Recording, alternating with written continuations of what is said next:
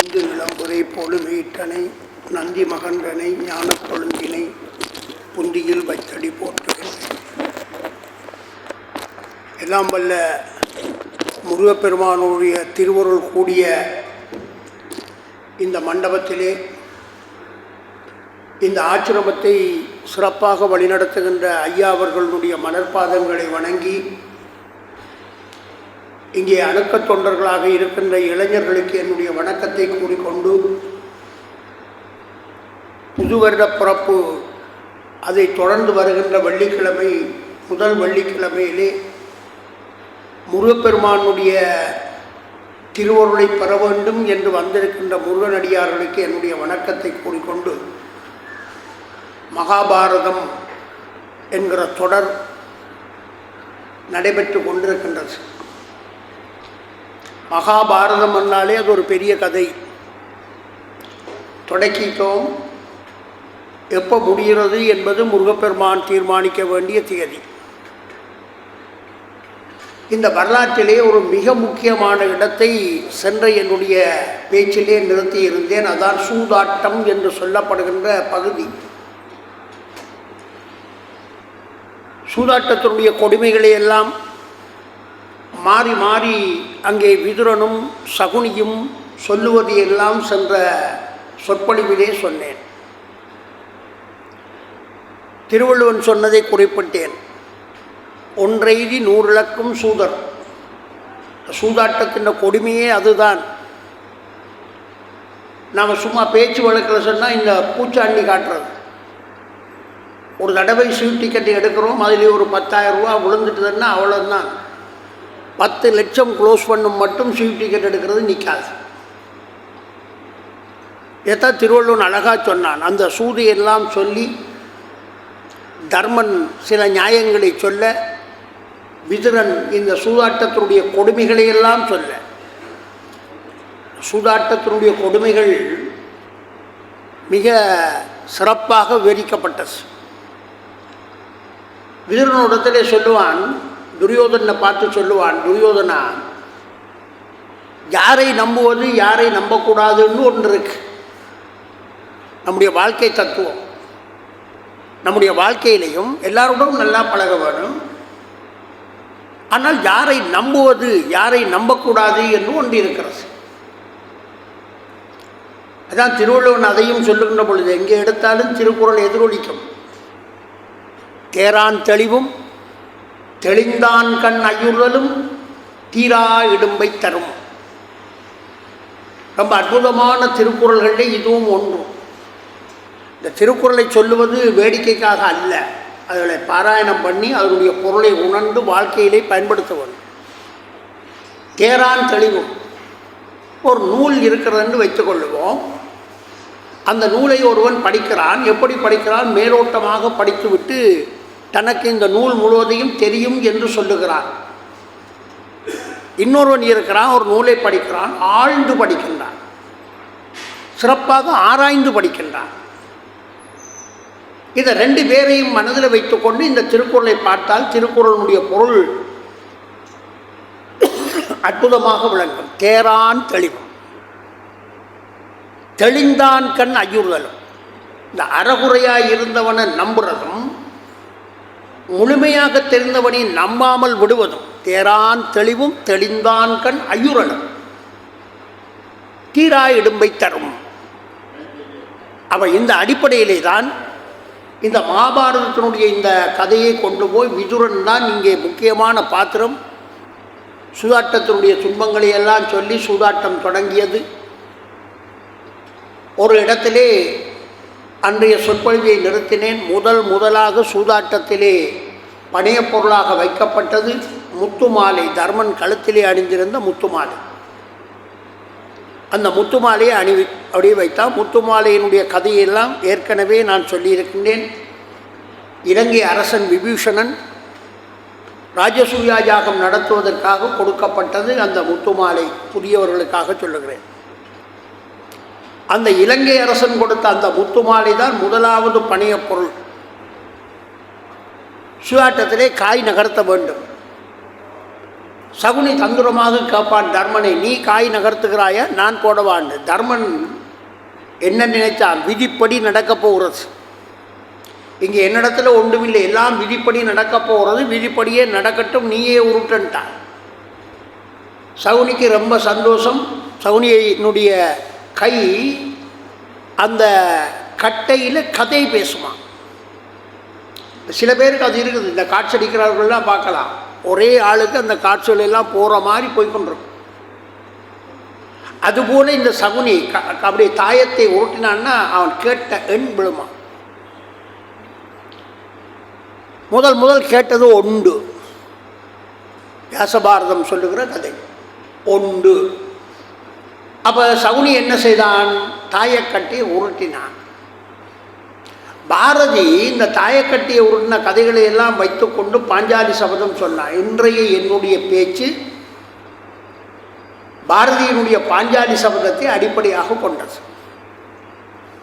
ஏன்னா பாஞ்சாலி சபதம் என்று சொல்லப்படுகிற அந்த பாரதியினுடைய பகுதி முப்பெரும் காப்பியங்களிலே ஒன்று. பாரதியினுடைய இறுதி காலகட்டத்திலே இது பாடப்பட்டது. கண்ணன் பாட்டு, பாஞ்சாலி சபதம், குயில் பாட்டு, இந்த மூன்றும் பாரதி கிட்டத்தட்ட ஞானி நிலையை அடைந்து தன்னுடைய வாழ்க்கை காலத்தை முடிக்கப் போகிற ஒரு சந்தர்ப்பத்திலே வந்தது. மேற்கூறிய காலத்திலே பாரதி இறந்தான் என்றாலும் அதை அவன் உணர்ந்திருந்தான் என்பதை குயில் பாட்டு சொல்லும். அந்த ஆன்ம ஈடாட்டத்தை பற்றி சொல்லுகிற பொழுது அந்த குயில் பாட்டிலே சொல்லுவோம். இதை பாஞ்சாலி சபதத்தை எடுத்தான். பாரதி பாஞ்சாலி சபதத்தை ஏன் இவ்வளோ கதை இருக்குது, இவ்வளோ கதை இருக்க பாஞ்சாலி சபதத்தை எடுத்தான் ஏன்னா ரெண்டு காரணம்தான் என்னுடைய அறிவுக்கு படும். அதில் முக்கியம் இந்த சூதாட்டத்தில் நடந்த ரெண்டு விஷயம். சூதாட்டத்தை பற்றி சொல்லுகிற பொழுது தாயக்கட்டை சகுனியினுடைய கையிலே பேசும் என்றுவான். தாயம் உருட்டினான் சகுனி. அந்த வார்த்தைகள் ஒவ்வொன்றும் பாரதத்தை படிக்கிற பொழுது, பாஞ்சாலி சபதத்தை படிக்கின்ற பொழுது அந்த பாரதியினுடைய அந்த வார்த்தைகள் ஒவ்வொன்றும் எங்களுக்கு ஒரு உணர்வை தரும். சூதாட்டத்தினுடைய கொடுமையை சொல்லும். சகோதரர்களுக்கு இடையிலே பகை வந்தால் அந்த பகை என்ன செய்யும் என்பதை சொல்லும். நாட்டை வேடிக்கை பொருளாக கொண்டால் அது என்ன விளைவை ஏற்படுத்தும். பெண்களை தெய்வமாக மதிக்க வேண்டும். இதெல்லாம் பாஞ்சாலி சபதத்துக்குள்ளே அடைக்கப்பட்டிருக்கிற பொருள் புதையல். வியாச பாரதமும் வில்லி பாரதமும் சில இடங்களிலே கதையை மாற்றி மாற்றி மாற்றி சொல்லி இருக்கிறது. தான் மகாபாரதத்தில் உள்ள சிக்கல். வியாச பாரதத்திலே ஒரு மாதிரி சொல்லுவார், வில்லியிலே ஒரு மாதிரி சொல்லுவார். பாரதி இந்த ரெண்டுக்கும் நடுவில் ஒரு ட்ராக் ஒரு கோட்டை போட்டுட்டு பாரதி ஒரு கதையை சொன்னான். நமக்கு தேவை அதனுடைய மூலம் கரு. யார் என்ன சொன்னார்கள் என்பது அல்ல, முன்னுக்கு பின் மாற்றுகிறார்கள், அவ்வளோதான். மூலத்தில் ஒரு மாற்றவும் இல்லை. இப்போ பாரதியினுடைய பாஞ்சாலி சபதத்தினுடைய உச்சம் என்னன்னால், இந்த சூதாட்டம் நடக்கிறது ஒவ்வொன்றா பணிய பொருளாக வைக்கிறார்கள். பணிய பொருளாக வைக்க வைக்க வைக்க சகுனி கட்டையை உருட்ட உருட்ட தர்மன் தோத்து கொண்டே போகிறான். அப்போ இங்கே நம்முடைய மனதுக்கு எழுவது போல பாரதிக்கு ஒன்று எழுகிறது என்னென்னால், இவ்வளவு பெரிய யாகங்கள் எல்லாம் செய்தவன், தர்மத்துக்கு பேர் போனவன், அப்படிப்பட்டவனுக்கு இந்த தாயக்கட்டை ஒரு தடவை கூட விழவில்லையா? அப்பேற்பட்டது நாம் சொல்கிறோம் இல்லை, ஐயோ அந்த மனுஷன் எவ்வளவு தான தர்மம் எல்லாம் செய்துச்சு, கடைசியாக இப்படி போச்சு. அதே தான் தர்மனுடைய கதை. தான தர்மம் எல்லாம் செய்தால் கடைசியாக இப்படி தோற்று போய் காட்டுக்கு போய் அலைஞ்சு துன்பத்தை அனுபவிக்கிறான்னு சொன்னால் அதுக்கு என்ன காரணம்? அப்போ பலன் இல்லையே. நாம் கும்பிட்ற பொழுதுதானே, நானும் ஒவ்வொரு நாளும் வந்து முருகப்பெருமானை வழிபட்டு கொண்டே இருக்கிறேன், ஆனால் ஒன்றும் நடக்கதில்லை. இதெல்லாம் நம்முடைய ஆதங்கங்கள். இந்த ஆதங்கங்கள் பாரதியும் எதிரொலிக்கிறார். காஞ்சி பெரியவர் இந்த இடத்திலே ஒரு குறிப்பு தருவார். அது சொல்ல போனேன்னா அவருடைய சிந்தனை அப்படி. என்ன சொல்லுவார் என்று சொன்னால், யாகமெல்லாம் செய்தான் சரி, யாருமே செய்ய முடியாத ராஜசூயா யாகத்தை நடத்தினான். இந்த யாகத்திலே முதலாவது சொற்சுத்தம், மந்திர சுத்தம், மந்திரங்கள் சரியான முறையிலே ஒழிக்க வேண்டும். ஒரு கோயிலே அபிஷேகம் பண்ணுகிறார்கள் என்று சொன்னால் அங்கே மந்திரம் சரியான முறையிலே உச்சரிக்கப்பட வேண்டும். மந்திரத்தினுடைய உச்சரிப்பு பிழைத்தால் பலன் இல்லை.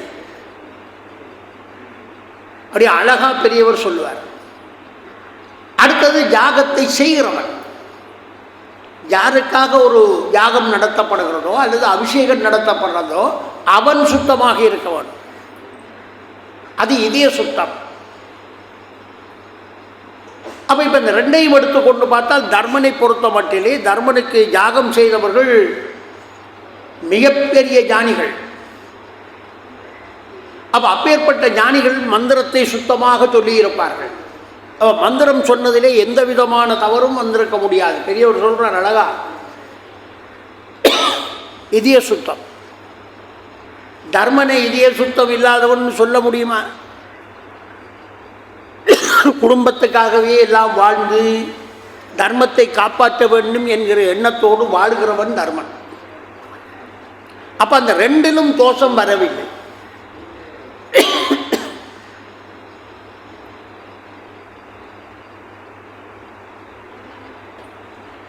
எங்க புல வந்தது? ஏன்னா இவ்வளவு பெரிய ஜாகத்தையும் தர்ம தானியங்கள் எல்லாம் செய்தவன் இப்ப சூதாட்ட களத்திலே இவன் கேட்க கேட்க அவன் உருட்ட உருட்ட அவனுக்கு சார்பாக விழுந்து கொண்டிருக்கு. தர்மன் தோத்துக்கொண்டே இருக்கிறான். அப்ப என்னவோ நடந்திருக்கவன். அதான் பெரியவர் சொல்லுவார் அழகா, திரவிய தோஷம். திரவிய தோஷம் தியாகத்திலே ஏற்படும். தியாகத்துக்கு பொருட்களை எல்லாம் கொடுத்தவர்கள் யார்? வெவ்வேறு தேசத்து மன்னர்கள். அந்த மன்னர்கள் பொன்னையும் பொருளையும் நவரத்தினத்தையும் கொண்டு வந்து குவிக்கிற பொழுது ஒன்று வீமனுக்கு பயந்து கொண்டு வந்து குவித்தார், அல்லது அர்ஜுனனுக்கு பயந்து கொண்டு வந்து குவித்தார். அவருடைய இதயம், அவருடைய அந்த காரியம் சுத்தமானதாக நடைபெறவில்லை. நமக்கும் அதுதான், ஒரு கோயிலில் போய் ஒரு பூஜை செய்ய போகிறோம்னு சொன்னால் நம்முடைய இதயம் சுத்தமாக இருக்க வேணும். நாம் வாங்குகிற பொருட்களை எல்லாம் பார்த்திங்கன்னா எல்லாம் கழுவி எல்லாம் கொண்டு போவோம் சுத்தப்படுத்தி. இது எங்கெங்கிருந்து வருதுன்றதெல்லாம் பிரச்சனை. அப்போ இந்த ஜாகத்திலே கொண்டு வந்து கொடுத்த பொருட்களிலே தோஷம் இருந்தது என்று பெரியவர் சொல்லுவார். அது சரியானதும் போலதான் எனக்கும் படும். ஏன்னா இந்த மூன்று முக்கியம். அதில் திரவிய தோஷம் கொள்ளாது. நாங்கள் சிலர் சொன்னால் இந்த நாட்டிலே இப்போ பிரச்சனை, ஆனால் சொல்லாமலும் இருக்க முடியாது. ஏன்னால் சரியானது எதுன்னு நாம் தெரிஞ்சு கொள்ள வேணும். அது நல்ல காரியமோ அல்லது துன்பத்தக்கூடிய நிகழ்ச்சியாக இருந்தாலும் சரி, நாம் நம்முடைய வசதி கருதி ஒரு வேலை செய்கிறோம். என்ன செய்கிறோம்னா, சம்பந்தப்பட்டவரை கூப்பிட்டு, ஐயரோ யாரோ கூப்பிட்டு அவரிடத்துல காசை கொடுக்கறது. காசை கொடுத்துட்டு தேவையானதையெல்லாம் நீங்கள் வாங்கி கொண்டு வந்துருங்க, நம்முடைய பிரச்சனை முடிச்சு. ஆனால் என் கண் பார்வையிலே நான் பார்த்திருக்கின்றேன், பயன்படுத்தப்பட்ட பொருட்கள் திரும்ப பயன்படுத்தப்பட்டது. பூசைக்கு வைக்கப்பட்ட பொருட்கள், நைவேத்தியமான பொருளை திரும்ப பூசையில் சேர்க்க முடியாது. சண்டேஸ்வரர் கோயில் என்று சொல்லப்படுவதே அங்கே நிர்மாணியம் செய்யப்பட்ட பொருட்களை கொண்டு வந்து கடைசியாக அந்த ஆண்டவரிடத்தை சமர்ப்பணம் செய்வதுதான். ஆனால் இங்கே அப்படி இல்லை. பயன்படுத்தினதையே திருப்பி பயன்படுத்துகிறார்கள். ஒரு கோயில் வாசலில் போய் நின்னீங்கன்னா கோயிலில் இருந்து இந்த சால்வை பட்டு திருப்பி வெளியால் ரிட்டர்னில் வரும். நான் சொல்லுவது சரியென்னு நினைக்கிறேன். என்னை பொறுத்த மட்டில் நான் பார்த்த காட்சிகளைத்தான் சொல்லுகிறேன். அதை சொல்லியே ஆகவன். ரிட்டர்னில் கடைக்கு வந்து திருப்பி கடையிலிருந்து இன்னொருத்தர் வேண்டி அது திருப்பி கோயிலுக்குள்ளுக்கு போகும். இதைத்தான் இங்கே மகாபாரதத்திலே சொல்லுகின்றார். மகாபாரதத்தை பற்றி எழுதுகிற பொழுது பெரியவர் சொல்கிறார், இந்த பொல்லாத தோஷம் திரவிய தோஷம். இனி மற்ற பக்கம் பார்த்தா மந்திர தோஷத்துக்கு நாம் பொறுப்பில்லை. அது மந்திரம் சொல்லுகிறவர் தான் பொறுப்பு. மந்திரம் சொல்கிறவர் தான் மந்திர தோஷத்துக்கு பொறுப்பு. நாம் இதே சுத்தமாக போக வேணும், ஆனால் நல்ல திரவியங்களை கொண்டு செல்ல வேணும்.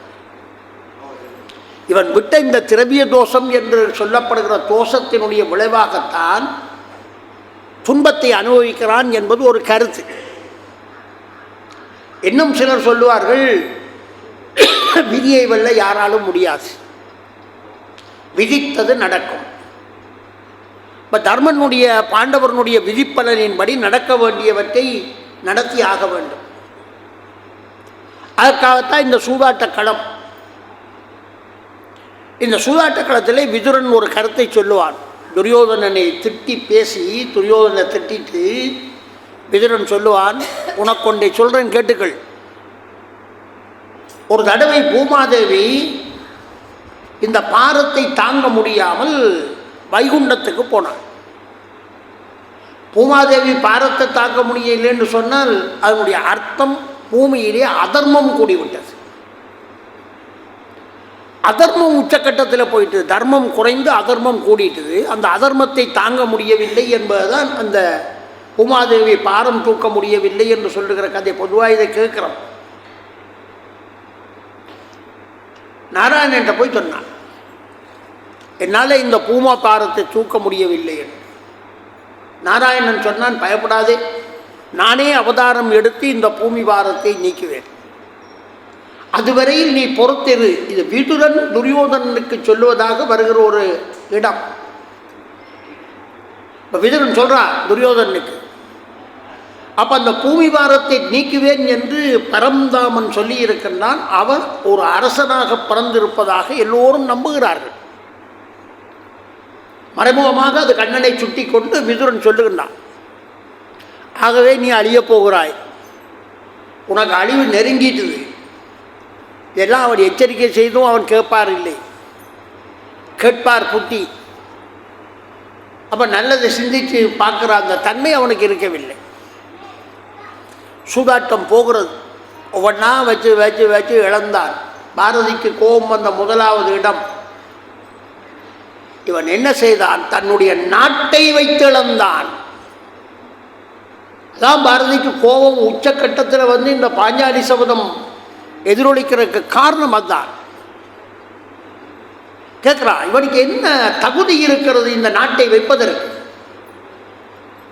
நாடு யாருடையது? இது இப்போ நமக்கும் பொருந்தும் பாருங்க. நாடு யாருடையது என்றால் ஆட்சியாளருக்குரியது. ஆட்சியாளர்கள் நாட்டை ஆளுகிறார்கள், தங்கள் விருப்பப்படி எல்லாம் செய்து கொண்டிருக்கிறார். ஆனால் நாடு யாருக்குரியது? மக்களுக்குரியது.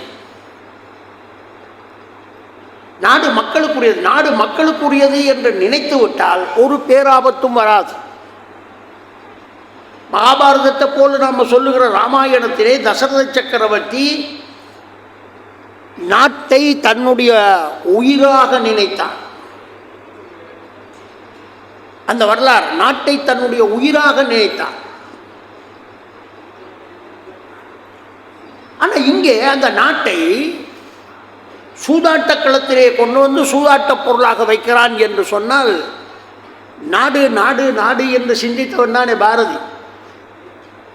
சுதந்திர போராட்ட வரலாற்றோடு தொடர்புடையவன் பாரதி.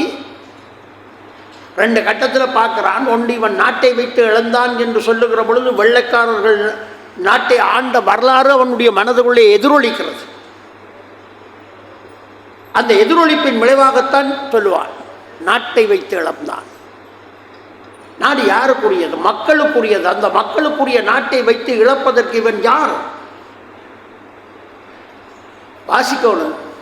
தயவு செய்து பாரதி பாடல்களை படிக்கிறவர்கள் இந்த பாஞ்சாலி சபத வரலாற்றை படி. பாஞ்சாலி சபதத்தை இலகு தமிழ்லே தந்திருக்கான் பாரதி. இந்த பாஞ்சாலி சபதத்தினுடைய அந்த ஒவ்வொரு வார்த்தையும் நம்மை சுடும். நம்முடைய வீட்டுக்குள்ளேயே இப்படி ஒரு கதை நடந்திருக்கோ என்று என்ன தோணும். அப்படி ஒரு தாக்கத்தை பாரதியினுடைய அந்த பாஞ்சாலி சபதம் தரும். நாட்டை வச்சு இழந்தான். அதான் சூதாட்டம் தான் அவனுடைய கையில் இருக்கே. நாடு போச்சு. நாடு போன உடனே தர்மனுக்கு என்ன நடந்தது என்று கேட்டால் பெரிய கேள்விக்குறிதான். அதுக்கு பிறகு தர்மன் செய்தது முழுவதையும் தர்மனை குற்றவாளி கூண்டிலே நிறுத்தி வச்சு நம்ம பேசலாம். நாட்டை இழந்துட்டான். இழந்த உடனே சகுனி சொல்கிறான், நாட்டை இழந்தால் என்ன, உன்னுடைய சகோதரர்கள் இருக்கிறார் அல்லவா. சூதாட்டத்தில் ஒரு தர்மம் இருக்காம், சூதுக்கு வைக்கப்படுகிற பொருள் என்ன என்று மற்றவன் சொல்லக்கூடாதுன்னு ஒரு விதி இருக்கு. சூதாடுகிறேன், நான் தான் சூதாடுகிறேன், நான் தான் அந்த பொருளை தீர்மானிக்கிறவன், எனக்கு எதிரே இருக்கிறவன் இதை வை என்று கேட்கக்கூடாதான். அது மீறப்படுகிறது. இங்கே விதுரன் சொல்கிறான், அதையும் மீறி சகுனி என்ன செய்கிறான், உனக்கு தான் தம்பி 4 பேர் இருக்கிறார்கள் அல்லவான்னு தம்பிமாரை சுட்டி காட்டுகிறான். உடனே அவன் வைத்த முதலாவது தம்பி சகாதேவன். சகாதேவனை வச்சான். இவன் கட்டையை உருட்டினான், தோத்தான். சகாதேவனை இழந்தான். சகாதேவனை இழந்தவுடனே எப்போவுமே பாருங்க, இந்த பொருளை இழக்க இழக்க இழக்க இழக்க கோபமும் வரும். இந்த கோபம் வந்துட்டா என்ன செய்யறன்னு தெரியாமல் எல்லாத்தையும் செய்யும். எப்படி ஆசை கொடியதோ அப்படி கோபம் கொடியது. அப்போ கோபத்தை அடக்க வேணும். கோபத்தை அடக்கிறதுக்கு என்ன வழி? இதுக்கு ஒரு பெரிய புத்தகம் போட்டிருக்கலாமே, கோபத்தை அடக்குவது எப்படி. இப்படி புத்தகத்தை போட்டால் வாசிப்பார்கள். இப்போ ஒரு கூடுதலாக விற்பனையாகிற புத்தகம் பண்ணி என்னுடைய நண்பர் ஒருவர் சொன்னார், எதுன்னா பணம் சேர்ப்பது எப்படி. பணம் சேர்ப்பது எப்படி இந்த இந்தியாவில் கொஞ்சம் பேர் இருக்கிறான் பாருங்க, பொழுதுவாக இப்படியான புத்தகங்களே எழுத உதயமூர்த்தி போன்றவர்கள் எழுதியது இந்த பெரிய தத்துவத்தினுடைய அடிப்படையில். இது இப்போ கொஞ்சம் சில்லறைகள் எல்லாம் எழுத வழிகிட்டு. பணம் சேர்ப்பது எப்படின்னொன்னே என்ன செய்யும், ரோட்டில் நிற்கிறதெல்லாம் பணம் சேர்ப்பது எப்படின்னு புத்தகத்தை வேண்டி வாசிக்கும். கோபத்தை அடக்கிறதுக்கு வழி இறைவனை சிந்திப்பதை தவிர வேறு வழி கிடையாது. கோபத்தை கட்டுப்படுத்த வேண்டுமானால் இறைவனை தியானம் பண்ண வேண்டும். ஒரு வைத்திய குறிப்பிலே பார்த்தேன், ப்ரெஷர் வந்து விட்டால் எல்லாருக்கும் ப்ரெஷர் சுகர் அப்படி கொஞ்சம் நமக்கு அப்படியே கொடுத்து வைத்த வைத்து மருந்துகள் போல வந்து சேர்ந்துச்சு. ப்ரெஷர் கூடினா என்ன வழின்னு சொன்னால், அந்த குறிப்பு ஒரு விஞ்ஞான நூல் மருத்துவ ரீதியிலே சொல்லுகிறார்கள், ஒரு இடத்தில் இருந்து ஒரு பொருளை நினை. இது சமயம் சொன்னது முதல் விஞ்ஞானம் சொல்லியிருக்கு. இப்போ என்ன, நம்முடைய சமயம் ஆழமானது, எல்லாவற்றையும் சொல்லியிருக்கிறாங்க, நமக்கு தெரியாது, கடைப்பிடிக்கிறேன். ஒரு பொருளை நினை. அப்போ அந்த ஒரு பொருள் என்ன, எது வேணும்னாலும் நினை, உனக்கு விருப்பமானது நினை. உனக்கு பணம் வேணுமா, பணத்தை நினை. கார் வேணுமா, காரை நினை. மோட்டார் சைக்கிள் வேணுமா, மோட்டார் சைக்கிளை நினை. நயன்தாராவை நினைக்க போறியா, நினை. அது ஒரு பொருளாக இருக்க வேண்டும் என்பதுதான் விஷயம். இப்போ தியானத்தில் இருக்கிறவர்கள் அப்படியே கண்ணை மூடிக்கொண்டு ஒரு பொருளைத்தான் நினைப்பது. அந்த ஒரு பொருள் ஆண்டவனாக இருந்தால் இந்த பிறப்புக்கும் நன்மை, அடுத்த பிறப்புக்கும் உனக்கு நன்மை. இதான் விஷயம். நீ எந்த பொருளையும் நினை, அந்த நினைக்கிற பொருள் பரம்பொருளாக இருந்தால் இப்பிறப்புக்கும் உனக்கு அது நன்மை செய்யும், அடுத்த பிறப்புக்கும் அது நன்மை செய்யும். நீ ஒரு பொருளை நினைப்பாய், ஆனால் உனக்கு ஏறின பிரஷர் இறங்கும். ஒரு பரிச்சயமாகவே செய்து காட்டியிருக்கிறார் ஒருவன். பிரஷரை குறைக்கிறதுக்கு வழி அது. அதாவது போல கோபத்தை தீர்க்க வேண்டுமானால் இறைவனை நினை. உனக்கு விருப்பமான தெய்வத்தினுடைய பெயரை சொல்ல சொல்ல சொல்ல சொல்ல சொல்ல உன்னுடைய அந்த கொதிப்பு அடங்கும். கொதிப்பு அடங்காவிட்டால் நீ தவறு செய்து கொண்டே இருப்பாய். அதான் இப்போ இந்த இடம். சகாதேவனை இழந்துட்டான். இழந்த உடனே அடுத்தது யார், நகுலனை வைக்கிறான் பணியப் பொருளாக. நகுலனை பணியப் பொருளாக வைக்கிறான். வழக்கம் போல தாயத்தை உருட்டுகிறான். இவன் தோற்றான். தோற்றவுடன் சகுனி சாதாரண மக்கள் செய்வது போல ஒரு வேலையை செய்வான்.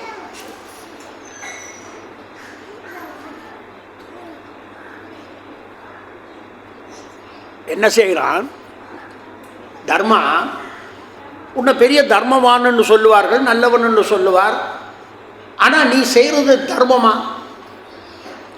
நீ என்ன செய்திருக்கிறாய்?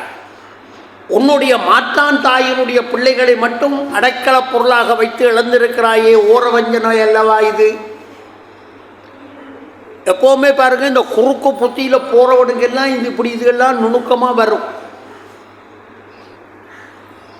எது எடுத்து காட்டுகிறான்? கொந்தியினுடைய பிள்ளைகள் முதல் 2 பேரும், அடுத்த 2 பேரும் மாதுரிக்கு பிறந்தவர்கள். அப்பா 1, அம்மா 2, இவர்கள் சகோதரர்கள். இதை வச்சு இது யார் பேசுகிற தர்மம்? நாம் பேசுகிற தர்மம். நமக்கு தான் இப்படி சிந்தனை வருது, சகுனிக்கு வருது. சகுனி சொல்லுகிறான், அப்போ உன்னுடைய இரத்தமாக இல்லாத சகோதரர்கள் என்று வச்சுக்கண்டா நீ அந்த 2 பேரையும் முதல் வைத்து சூதாடினாய். தர்மனுக்கு கோபம் இன்னும் கொப்பளிச்சுக்கிட்டு வந்துட்டு, ஏண்டா இவன் எங்கேயோ இருந்து ஒரு பாயிண்டை பிடிக்கிறானே, அவர் சொல்றதுல ஒரு நியாயம் இருக்கிறது போல நமக்கு படுமல்லவா? நியாயம் இருக்கும் போல படுதல்லவா நமக்கு? உடனே தர்மன் என்ன செய்தான்? அர்ஜுனனை பணைய பொருளாக வைத்தான். அர்ஜுனன் ஒரு சூதாட்டத்தினுடைய பணைய பொருளாக மாறுகிறான். அர்ஜுனனையும் இழந்தான், அர்ஜுனனையும் தோத்தாச்சு. அடுத்தது யார்? பீமன். பீமனை கொண்டு வந்து அங்கே அடைக்கல பொருளாக, அங்கே பணைய பொருளாக வைக்கிறான். பீமனையும் தோற்றான். 4 சகோதரர்களையும் தோற்ற உடனே அவனுக்கு ஏற்பட்ட அந்த உணர்வின் நிமித்தமாக என்ன செய்கிறான்? தன்னை வைத்தான். எல்லாம் பாரதியினுடைய கருத்துக்கள். சகாதேவனை தோற்றான், நகுலனை தோற்றான், பார்த்திபனை தோற்றான், பீமனை தோற்றான். அவ்வளவு சகோதரர்களையும் தோற்ற உடனே ஏற்பட்ட அந்த உணர்வு, அந்த உணர்வின் விளைவாக என்ன செய்கிறான்? தன்னை அடைக்கல பொருளாக வைக்கிறான். எதையுமே சிந்திக்க இல்லை. நாட்டை வைத்து இழந்தவன் இப்ப தன்னை வைக்கிறான். தன்னை வைத்து இழந்தான். தர்மனும் தோற்றான். அப்ப இனி பணையமாக வைக்கிறதுக்கு என்ன பொருள் இருக்கிறது? இப்பவும் சகுனிதான் பாரான். என்ன சொல்றான்? பஞ்சமா பாதகம் போல உள்ள ஒரு இடம் இந்த இடம். சொல்றான், 5 பேருக்கும் பத்தினி. நக்கல் அடிக்கிற போல பேசுவார். 5 பேருக்கு மனைவியாக இருந்தவள், அவள் பத்தினி. நான் இந்த 5 பேர் திருமணம் எல்லாம் ஏற்கனவே இந்த வரலாறு சொல்லுகிற பொழுது சொல்லி, அது அந்த காலத்திலே ஏற்பட்டிருந்த ஒரு ஒழுங்குமுறை எல்லாவற்றையும் சொல்லி இருக்கிறேன். அவை இப்போ புதிதாக வந்தவர்கள் சிந்திக்கக்கூடாது. அது ஏற்கனவே பேசப்பட்ட ஒரு பொருள். இப்போ இவன் அதை சுட்டி காட்டுற 5 பேருக்கும் மனைவியாக இருந்த தர்ம பத்தினி. நேற்று நேற்று அங்கே இந்தியாவிலே திரௌபதி அம்மன் என்னும் ஒரு ஆலயம், தமிழ்நாட்டிலே மிகுந்த சக்தி மிக்க ஆலயம், விருதுநகர் மாவட்டத்திலே இருக்கிற ஒரு ஆலயம். ஒரு தடவை நான் போயிருக்கிறேன். அந்த ஆலயத்தில் ஏதோ ஒரு பிரச்சனைன்னு அந்த கோயிலை பிடிச்சி பூட்டி விட்டாங்க. கோயிலை பூட்டியாச்சு. பூட்டி ஒரு பகுதி மக்கள் அதுக்குள்ளே போக முடியாதுன்னு நேற்று நடந்த சம்பவம் இது. ஆர்ப்பாட்டம். பின்னாலே நீதிமன்றம் தலையிட்டு ஆலயத்தை மூடி வைக்க முடியாதுன்னு திறந்து விட்டான். நான் இதே சொல்கிறேன்னா, இந்த திரௌபதி ஆலயம் என்பது தமிழ்நாட்டிலே பறக்க இருக்கிறது. நமக்கு இங்கே கண்ணகி கோயில் இருக்கிறது போல திரௌபதி கோயில் கிழக்கு மாகாணத்தில் இருக்கு. அற்புதமான திருவிழா நடக்கும். அற்புதமான திருவிழா நடக்கும். ஒரு தடவை அங்கே அந்த சந்தர்ப்பத்திலே போகிற பாக்கியம். அப்படி இந்த திரௌபதி அம்மனை வழிபடுவார்கள். பஞ்சகன்னியர் என்று சொல்லப்படுவதிலே ஒருவர் இந்த திரௌபதி. ஆனால் 5 பேரை திருமணம் செய்து கொண்டார் என்ற வரலாற்றை சகுனி எடுத்து வைத்துக் கொண்டு சொல்லுவான். 5 பேரை திருமணம் செய்த திரௌபதி இருக்கிறாள் அல்லவா. இப்போவும் என்ன செய்கிறான்? ஒரு பெண்ணை அடைக்கப் பொருளாக வைக்கப் போகிறோமே என்கிற எந்த விதமான எண்ணமும் இல்லாமல் ஏன் பாரதினா உச்சக்கட்ட கோபம், அதுக்கு தான் இதை நான் பிடிக்க போடுறேன். அட ஒரு பெண்ணை அடைக்கல பொருளாக வைக்க போகிறோமே, அல்ல இந்த பெண் எனக்கு மட்டும் சொந்தம் இல்லையே, ஐவருக்கும் அல்லவா மனைவி. பிரம்ம பட்டிமண்டபம் வழக்காடு மண்டபம் வச்சா இதுதான் நாங்கள் பேசுகிற பேச்சு. அப்போ 5 பேருக்கு உரியவள் அல்லவா, எந்த சிந்தனையும் இல்லை, பாஞ்சாலியை வைத்தார். பாரதிக்கு இந்த இடத்துல கோபத்தின் உச்சம் வந்ததுக்கு காரணம் என்னென்னா, ஒன்று நாட்டை வைத்து இழந்தான், அடுத்தது பாஞ்சாலியை இந்திய தேசத்தினுடைய பெண் தெய்வமாக பாரதி நினைத்தான். பாரதியினுடைய மனதிலே பாஞ்சாலி இந்தியாவினுடைய வடிவத்திலே இருந்தது. அப்ப என்னுடைய தேசத்தினுடைய தெய்வத்தை வைத்து இவன் இழக்கிறானே என்கிற கோபம், நம்முடைய நாட்டிலே இருக்கிற நாட்டு பற்று செய்கிற வேலை. பிறகு யாரோடு போய் போராட போகிறோமோ தெரியாது. இது அரசியல் அல்ல, இது நம்முடைய சிந்தனை. நாம் நம்முடைய நாட்டை இழக்க முடியாது. நம்முடைய தேசம் நமது. அப்போ அதில் வாழ வேணும். இதுக்குள்ளே வாழுகிறவர்களெல்லாம் ஒற்றுமையாக இருக்க வேணும். பாரதிக்கு கோபம் வந்ததுதான், பாஞ்சாலியை கொண்டு வந்து பணைய பொருளாக வைத்தான் என்னொன்னு கொதிச்சான். தாயை முரட்டினா பாஞ்சாலியையும் தோற்றான். பாஞ்சாலியை தோற்ற உடனே 4 பேர், இந்த மகாபாரதத்தில் நான் முதலும் சொல்லியிருக்கிறேன், கர்ணன் என்று சொல்லப்படுகிற பாத்திரம் மிகுந்த விவாதத்துக்குரிய ஒரு பாத்திரம். துரியோதனன், சகுனி, துச்சாதனன், கர்ணன், இந்த 4 பேரும் கூடி பேசுகிறார்களா. பாஞ்சாலியை சூதில் வச்சு தோத்துட்டா எல்லாம் கையை கட்டிக்கின்னு இருக்கிறாங்க. இந்த 4 பேரும் யோசிக்கிறாங்களா, கலந்து ஆலோசிச்சுட்டு வாரா. துரியோதனன் வந்து சொல்லுவான், யாரை பார்த்து சொல்கிறான், இப்போவும் சித்தப்பன் தான் போவான், அவன் தான் தர்மவான். விதுரனை பார்த்து சொல்லுவானா, சித்தப்பா நாட்டை இழந்தார்கள், அவருடைய சொத்துக்கள் பத்துகள் எல்லாத்தையும் இழந்துட்டார்கள், இதெல்லாம் அங்கே இருக்குது இந்திரபிரசத்தில், அதை கொண்டு வந்து இங்கே சேர், அந்த பொறுப்பு உனக்குத்தான். விதுரனுக்கு சொல்லுகிறார்கள். இந்த தூது போடுறதெல்லாம் அவன் செய்த வேலை தானே, விருப்பமின்றி செய்தான். என்ன சொல்றா, பொன் பொருள் எல்லாம் இருக்குது, தேசத்தை இழந்தார்கள், அப்தரச பெண்கள், அந்த பெண்களை எல்லாம் இழந்தான், அந்த பெண்களை எல்லாம் கொண்டு வர வேணும், அர்ஜுனனுடைய தேர் இருக்கிறது கொண்டு வர வேண்டும். இதெல்லாம் ஓரளவு சரி, இழந்த பொருள். பாஞ்சாலியை கொண்டு வான், பாஞ்சாலியை கொண்டு வானோன்னா விதுரனுக்கு கோபம் தாங்க முடியல. இவன் தோத்த பொருளையெல்லாம் கொண்டு வான்னா நியாயம், அந்த பெண்ணை கொண்டு வாண்டோன்னா விதுரனுக்கு கோபம் வந்து திட்டுவான் துரியோதனை, நீ அழிய போகிறாய். எப்போவே ஒன்றை மனதில் வச்சுருங்க, நல்லவர்கள் வாக்கு பலிக்கும் என்று சொல்லுவார்கள். சில பேரை பார்த்து சொல்லுவோம், இவனுக்கு கருநாக்கடா, கவனமாக இருங்கடான்னு. ஒவ்வொருத்தரையும் சொல்கிறோம், அது பலிக்கிறத பார்க்குறோம்னா கண்கூடாக. சில பேர் ஏதாவது சொன்னால் பார்க்குறோம், சில பேர் நாம் புறப்படுகிற பொழுது சில பேர் வந்தால் நல்ல சகுனம் என்று சொல்லுகிறோம், நடக்குது, நல்லது நடக்குது. சில பேர் வந்தால் துளைஞ்சுது. இதெல்லாம் அனுபவத்தினாலே வருவதே தவிர இதுகளுக்கு விதிமுறைகள் இல்லை. விதுரன் வாக்கு பலிக்கும். விதுரன் எப்பேற்பட்ட ஒரு திட்டுன்னு திட்டுறான். திட்டிட்டு சொல்லுவான், நீ நெருப்போடு விளையாடி இருக்கிறாய் பாரதி, நீ ஆரோடு விளையாட்டு விட்டிருக்கிறாய், நெருப்போடு விளையாடி விட்டிருக்கிறாய். 2 அர்த்தம். ஒன்று, நெருப்பிலே இருந்து தோன்றியவள் திரௌபதி. அவள் தோன்றுகிற பொழுதே அசரீரி சொல்லிச்சுது. என்ன சொல்லிச்சு, இந்த அரச குலமெல்லாம் அழிய போகுதுன்னா அதை நினைவுபடுத்துவது போல இப்போ சொல்லுவார் விதுரன். நெருப்பு, அந்த நெருப்போடு விளையாடாதே. கற்புடை பெண்கள், அந்த கற்புடை பெண்களுடைய வாக்கும் செயல்பாடுகளும் பலிக்கும் என்று சொல்லுவார். திட்டிட்டு இருந்துருவான். அவன் போக மாட்டான். அடுத்து பார்க்குறான், பார்த்தா வாயில் காவலாளி பிரகாமி என்று சொல்லப்படுகிற வாயில் காவலாளி இருப்பான். அவனை கூப்பிடுவான். துரியோதனன் கூப்பிட்டு சொல்லுவான், காந்தாரியினுடைய அரண்மனையிலே திரௌபதி இருக்கிறாள், அவளை அழைத்து கொண்டு வா.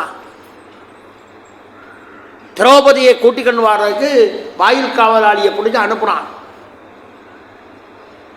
இவனும் பயந்து பயந்து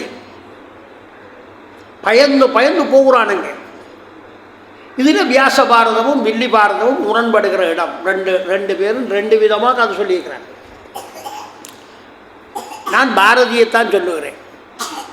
அதான் முதலே சொல்லிட்டேன், இந்த கதை பாரதி. இவன் போகிறான். இவன் போய் அங்கே அரண்மனைக்கு போயிட்டான். அரண்மனைக்கு போய் திரௌபதியை காண்கிறான். கண்டு சொல்லுகிறான், சூதாட்டக் களத்திலே உங்களுடைய கணவர் உங்களை வைத்து தோற்று விட்டார், சபைக்கு அழைத்து வர வேண்டும் என்று அழைக்கிறார், வாருங்கள். திரௌபதி பார்த்துட்டு கேட்டால், அது ஒரு பெரிய இடம். கேட்டால், தன்னை தோற்ற பின் என்னை தோற்றாரா அல்லது என்னை தோற்ற பின் தன்னை தோற்றாரா? நம்ம அறிவுள்ள பெண்கள் கேட்குற வினாக்களுக்கு பதில் சொல்ல முடியாது. என்ன கேட்குறா? தன்னை தோற்ற பின் என்னை தோற்றார். தர்மன் தன்னை வைத்து தோற்ற பின் என்னை வைத்து தோற்றாரா அல்லது என்னை தோற்ற பின் தன்னை தோற்றார்? ரெண்டுக்குள்ளேயும் ஒரு ஆர்கியூமெண்ட் இடம் இருக்கு. ரெண்டுக்கும் உணவு இருக்கு. கேட்டோன்னே இவன் காவலாளி, இவனுக்கு ஒன்றும் விளங்கலை. என்ன தோற்றதும் அண்ணன் தோற்றதும் ஒன்றுமே விளங்கலை. அங்கே இருந்து ஓடி வந்து இங்கே சபைக்கு வந்து சேர்ந்தான்.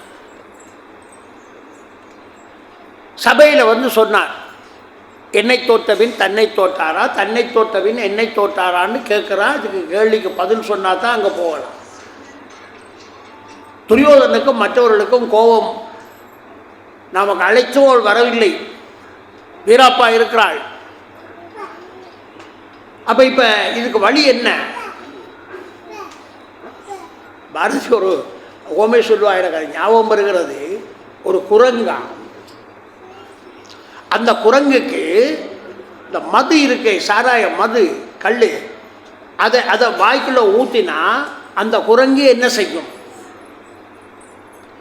பாரதியினுடைய மது உண்ட குரங்கு தானே. மது உண்ட குரங்கு போல ரெட்டியா இருக்கிறானா ஒருத்தன். ஆறு துச்சாதனன். துச்சாதனை சொல்லுகிற பொழுது மது உண்ட குரங்கு தானே. துச்சாதனை பார்த்து சொன்னான் துரியோதனன். என்ன சொன்னான்? நீ போய் கூட்டிட்டு வான்னாச்சு. இவன் கூட்டி கொண்டு போகிறவன் மாதிரி போகல. இவன் போயேக்குள்ளேயே அதான் குரங்குன்னு சொல்லிட்டார். குரங்கு என்ன செய்யுமோ அதுபோல் குரங்கு தாவி தாவி போச்சான். அங்கே போன உடனே பாஞ்சாலியை பார்க்குறான். பாஞ்சாலிக்கு சொல்கிறான் வர சொல்லி. பாஞ்சாலி சொல்கிறாள், நான் சபைக்கு வர முடியாது. ஏன் சபைக்கு வர முடியாதுன்னா, நான் இப்போ ஒத்தை துணியோடு இருக்கிறேன். இது ஒரு நயமான இடம், அதுக்காக சொல்லுகிறேன். நான் இப்போ ஒத்தை துணியோடு இருக்கிறேன் என்று சொன்னால் பெண்கள் சில நாட்கள் மற்றவர்களை பார்க்க மாட்டார். அந்த காலத்தில், இந்த காலத்தில் அதுவும் ஒழுங்கீனமாக போனது நமக்கு ஏற்பட்டிருக்கிற ஒரு பலவீனம். நீங்கள் எப்படி நினைத்தாலும் சரி. அப்போல்லாம் என்ன செய்வார்கள்னா, பெண்கள் வீட்டுக்கு விளக்கு என்று சொல்லி உரமல்லவா, அது கிராமப்புறத்தில் இப்போ நடைமுறையில் இருக்குது. வீட்டுக்குள்ளேயே விட மாட்டார்கள், வெளியால் இருத்தி விட்டுருவார். வெளியால் இருத்தி விட்டுருவார். இதில் விஞ்ஞானம் பேசுகிறதுல அர்த்தம் இல்லை. இதில் விஞ்ஞானம் பேசுகிறதுல அர்த்தம் இல்லை. விஞ்ஞானமே ஒத்துக்கொண்டிருக்கிறது. அந்த நிகழ்வினுடைய காரணங்களை எல்லாம் சொல்லி இதனாலே என்னென்ன பாதிப்பு இருக்கிறது என்று விஞ்ஞானம் சொல்லி இருக்கிறது. நாசூக்காக சொல்லுகிற பொழுதுதான் சொல்லுவார்கள். வீட்டை வந்துட்டு கேட்பாங்க, எங்கே உள்ள பிள்ளைய காண இல்லைன்னு. அவள் வீட்டுக்கு விளக்காக இருக்கிறாள். அப்போ வந்தவுடனே தெரிஞ்சிடும் என்ன பிரச்சனை. அதுபோல பயன்படுத்தப்படுகிற ஒரு இடம்தான் ஒற்றை துணியோடு இருக்கிறேன் என்கின்ற வார்த்தை. அவள் ஒற்றை துணியோடு இருக்கிறேன் என்று அவள் சொல்லுகிறாள். அப்போ சபைக்கு வர முடியாது. மற்றவர்களுக்கு முன்னுக்கு வருவது பண்பில்லை. இவன் கேட்டால் தானே. இப்போ தான் சொல்லிட்டாரே பாரதி, மது உண்ட குரங்கு. அந்த மது உண்ட குரங்கு என்ன செய்யுதாம்? கத்தை குழல் பற்றி, பாரதி இந்த வார்த்தை, கத்தை குழல் பற்றி கண்ணிலான் மைந்தன். வார்த்தைகளை பாருங்க, என்ன குழல், கட்டை குழல்னா குழல் தலைமையர். தலைமையர் கட்டையாக இருக்கா. ஒரு பெண்ணுக்கு அழகு தலைமையர். நான் பல தடவை சொல்லியிருக்கிறேன். திரௌபதியினுடைய அழகிலே உண்டு கட்டை குழல். அப்படியே கட்டியாக இருக்கணும் வந்தது. இப்போ இல்லை. உலகத்தில் உள்ள சம்புவை எல்லாம் போட்டு போட்டு தேய்தேன்னு தேய்ச்சி அது கட்டை குழலாக இல்லை. ஆனால் அந்த காலத்தில் அது கட்டை குழல். பாரதி அழகா சொன்னான், கட்டை குழல் பற்றி கோபம் பொறுக்க முடியல பாரதிக்கு. இவனை திட்ட வேணும்னு நினைச்சிட்டான். ஏற்கனவே மது அருந்திய மந்தின்னுட்டான். இப்போ வேற ஏதாவது சொல்லணும். என்ன, குருட்டு பயல் பெற்ற மகன். இதெல்லாம் அந்த கொதிப்பினுடைய தன்மை. உச்சக்கட்ட கோபம் வந்தால் பாருங்கள், நமக்கு வாய்க்குள்ளே என்ன வார்த்தை வரும்னு தெரியாது. அதான் கோபத்தை கட்டுப்படுத்தணும். கோபத்தில் என்ன வார்த்தை வருதோ தெரியாது. அது வருது பாருங்க, பாரதிக்கு வருது. கட்டை குழல் பற்றி கண்ணிலான் பெற்ற மைந்தன் என்ன செய்கிறானா, தொறன்னு அந்த ராஜ வீதின்னு சொல்லப்படுகிற வீதியில் இழுத்துக்கண்டு வர்றான்.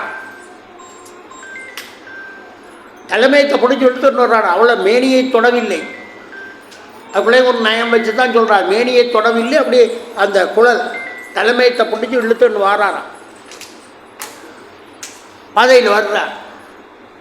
இழுத்து கொண்டு வந்த உடனே பாரதிக்கு இவ்வளோ நேரம் இருந்ததே கோபம், அந்த கோபம் எல்லாம் ஒன்றா சேர்ந்து பெரிய ஒரு வெடிப்பாக